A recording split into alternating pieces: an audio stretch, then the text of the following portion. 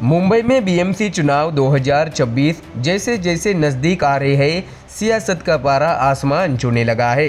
वादों की बौछार है, आरोपों की बरसात है और हर दल मुंबईकरों को अपने अपने सपने दिखाने में जुटा है।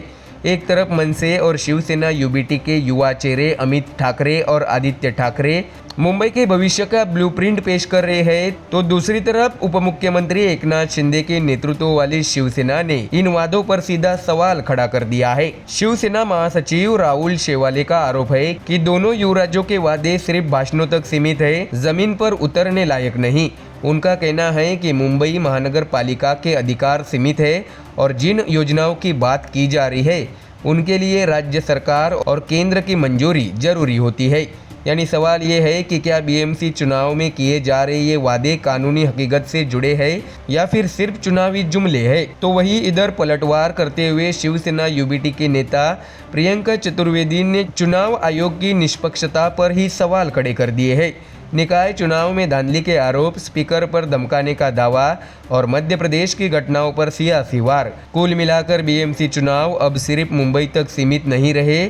ऐसे में दर्शकों, सवाल बड़ा है, मुंबई की राजनीति में सच कौन बोल रहा है और झूठे वादों की असलियत क्या है। इसी पूरे सियासी घमासान पर आज की हमारी ये खास रिपोर्ट। दर्शकों, आपको जानकारी दे कि मुंबई में बीएमसी चुनाव 2026 जैसे जैसे करीब आ रहे हैं, सियासी बयानबाजी का तापमान भी उसी रफ्तार से ऊपर चढ़ता जा रहा है। वादों की बौछार, आरोपों की झड़ी और कानूनी पेचों के बीच अब मुंबई की सियासत पूरी तरह चुनावी मोड में आ चुकी है। एक तरफ मनसे और शिवसेना यूबीटी के युवा चेहरे अमित ठाकरे, आदित्य ठाकरे मुंबईकरों के लिए बड़े बड़े सपने का खाका पेश कर रहे हैं, तो दूसरी तरफ उप मुख्यमंत्री एकनाथ शिंदे के नेतृत्व वाली शिवसेना ने इन वादों को हवाई करार देते हुए सीधा हमला बोल दिया। तो वही दर्शकों, शिवसेना के महासचिव राहुल शेवाले ने साफ शब्दों में कहा है कि मनसे और यूबीटी के दोनों युवराजों की ट्रेनिंग कच्ची है और उनका मुंबई को लेकर दिखाया गया विजन जमीन पर उतर ही नहीं सकता। शेवाले का तर्क सीधा है, मुंबई महानगर पालिका कोई सर्वशक्तिमान संस्था नहीं, उसके अधिकार तय है और वो अधिकार मुंबई कॉरपोरेशन एक्ट 1888 के दायरे में बंधे हुए है। तो वही दर्शकों, राहुल शेवाले ने मीडिया से बातचीत में कहा, जिस पार्टी की राज्य में सरकार है और केंद्र में सरकार है वही बड़े नीतिगत फैसले ले सकती है। जो सत्ता में नहीं है वो सिर्फ वादे कर सकती है, उन्हें पूरा नहीं। उनके मुताबिक अमित ठाकरे और आदित्य ठाकरे ने जिन योजनाओं की बात की है वो नगर निगम के अधिकार क्षेत्र से बाहर आती है। इसके साथ ही दर्शकों, घरों के वादे पर सवाल उठाते हुए शेवाले ने कहा है कि मुंबईकरों को घर देने का जो आश्वासन दिया जा रहा है उसका कोई कानूनी आधार नहीं। मुंबई महानगर पालिका अधिनियम 1888 में ऐसा कोई प्रावधान नहीं है जिसके तहत बीएमसी अपने स्तर पर घर बना सके। इसके लिए राज्य सरकार की नीति, नगर विकास विभाग की अनुमति और विधानसभा में बहुमत जरूरी होता है। इतना ही नहीं दर्शकों, 700 वर्ग फुट तक की संपत्तियों पर टैक्स माफी के वादे पर भी शिवसेना ने सवाल खड़े किए। शेवाले का कहना है कि प्रॉपर्टी टैक्स में छूट देने का अधिकार भी बीएमसी के पास नहीं बल्कि नगर विकास विभाग के पास है। वही घाटे में चल रहे बेस्ट परिवहन विभाग को लेकर भी उन्होंने कहा है कि बीएमसी आर्थिक मदद तो कर सकती है लेकिन हर फैसले के लिए राज्य सरकार की मंजूरी अनिवार्य है। इसके साथ ही 100 यूनिट मुफ्त बिजली देने की घोषणा पर भी शेवाले ने कानूनी चाबुक चलाया।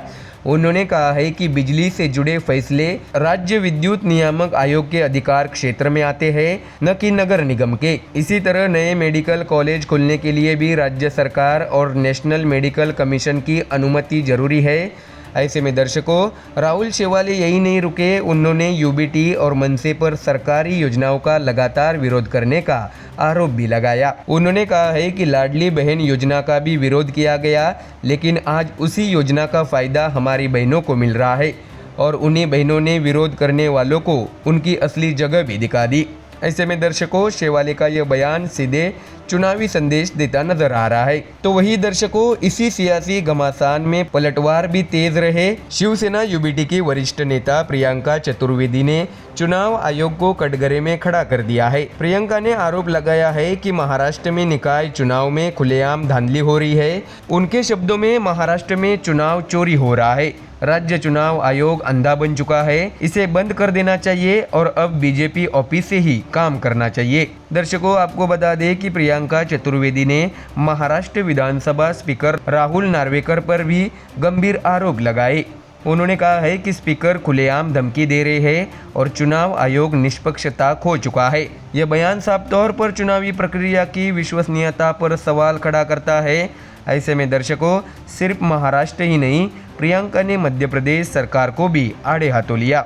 इंदौर में दूषित पानी से हुई मौतों को उन्होंने देश को शर्मसार करने वाली घटना बताया। उन्होंने मांग की कि इस मामले में सख्त से सख्त कार्रवाई होनी चाहिए। ऐसे में दर्शकों, कुल मिलाकर बीएमसी चुनाव 2026 अब सिर्फ मुंबई के विकास का मुद्दा नहीं रह गया है। यह कानूनी अधिकारों, संवैधानिक संस्थाओं की निष्पक्षता और सत्ता बनाम विपक्ष की सीधी जंग में तब्दील हो चुका है। एक तरफ वादों की राजनीति है तो दूसरी तरफ कानूनी किताबें खोले बैठे नेता। अब फैसला मुंबईकरों के हाथों में है। वो सपनों पर भरोसा करेंगे या दावों की कानूनी हकीकत पर। चुनावी रणभूमि तैयार है और शब्दों के ये तीर अभी और तेज चलने वाले हैं। तो दर्शकों, फिलहाल इस खबर में इतना ही। देश और दुनिया की बाकी और खबरें जानने के लिए जुड़े रहिए हमारे चैनल MDR न्यूज़ के साथ। धन्यवाद।